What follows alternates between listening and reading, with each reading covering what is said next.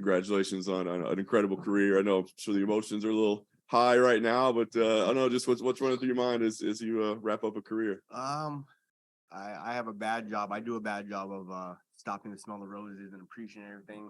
The last couple fights in my career, I realized I knew that they were going to be, towards the end of them, some of the last fights that I had. So just trying to appreciate the walkout, appreciate the fans, appreciate sitting here right now talking to you guys, because this will probably be the last time I ever do this, So just trying to stop and smell the roses and really appreciate everything has been my big thing the last like 3, 4, 5 fights or so. And right now tonight, leaving that cage, just trying to appreciate it, man. I bet.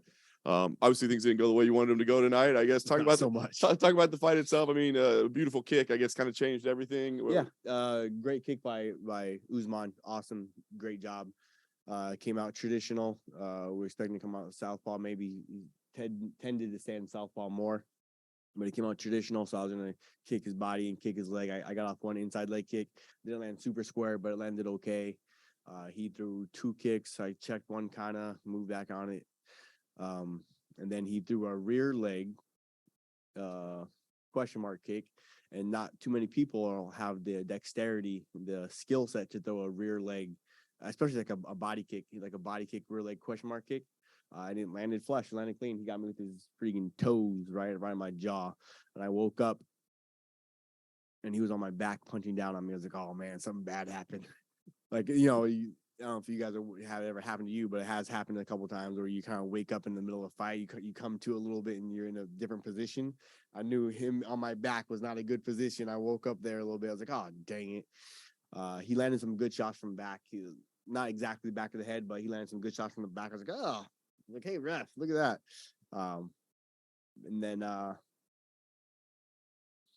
crossed his feet. I was like, oh, jiu-jitsu 101, don't cross your feet. I caught it with my wrong leg. Didn't work at all. You do it just to get them to uncross their legs. He did uncross his legs for a moment, so it worked in that aspect. But and then when he was on my back and he had the rear naked in, I do a pretty darn good job of when guys are on my back. But he was love you, Kogan.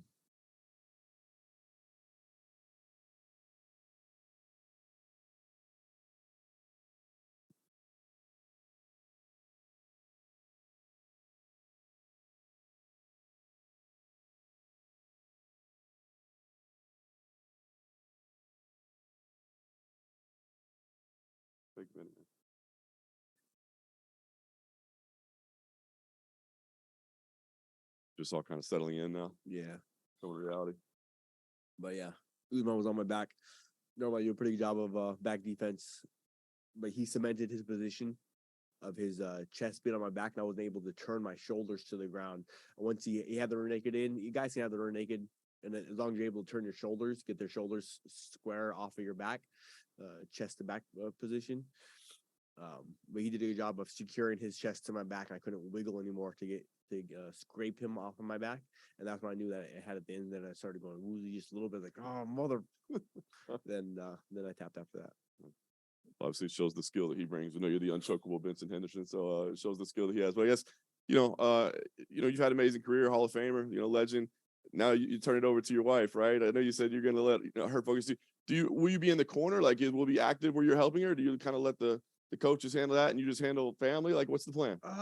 I'll be around. I'll be in the gym.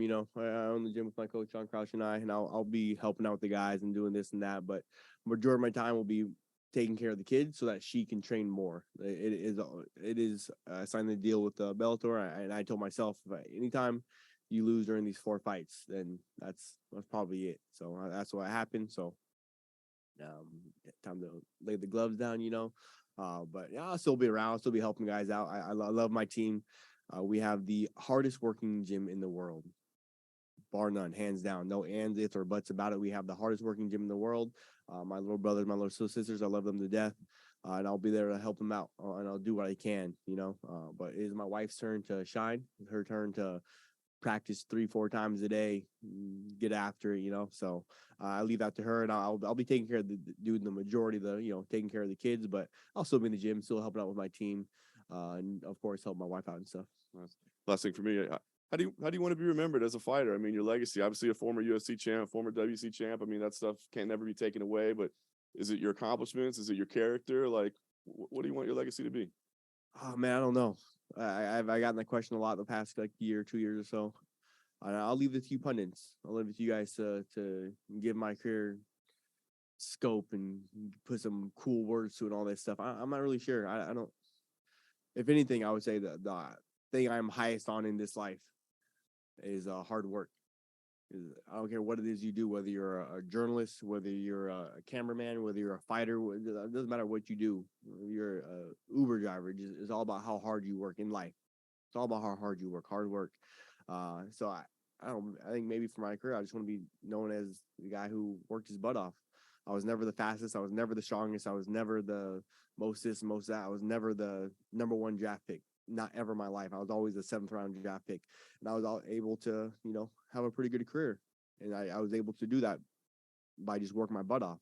I was never the top pick for anything ever. I was always the smallest, one of the slowest, not very strong, a little bit flexible, had good balance, but I was never a top pick for any of my school, high school, college, even in for MMA. Like I was never a top pick, but I worked my butt off. I worked nonstop to get to where I am and to accomplish some of the things that I accomplished, and hard work maybe.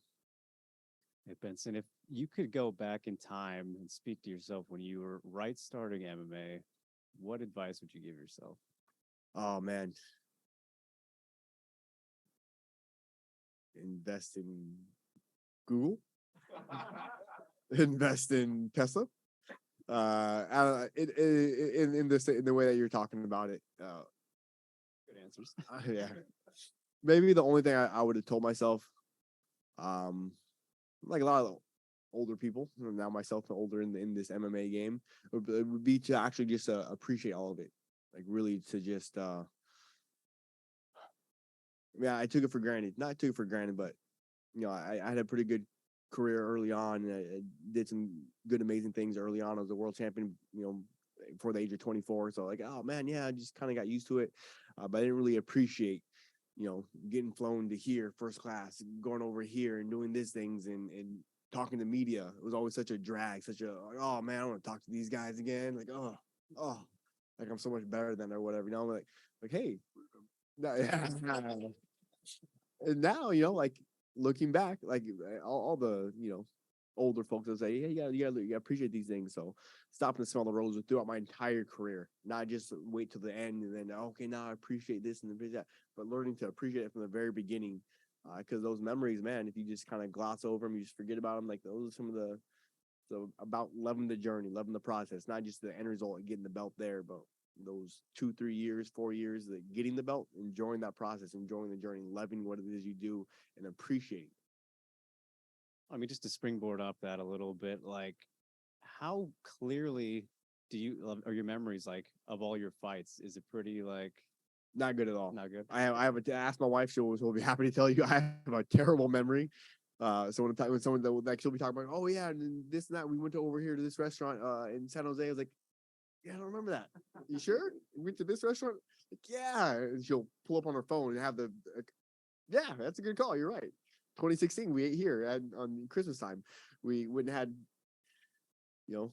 Korean restaurant on Christmas Day with Scott Coker at this restaurant. I was like, yeah, you're right. That's awesome. They took us out on Christmas Day. Congrats, Benson. Thank you, man. Thank you, guys.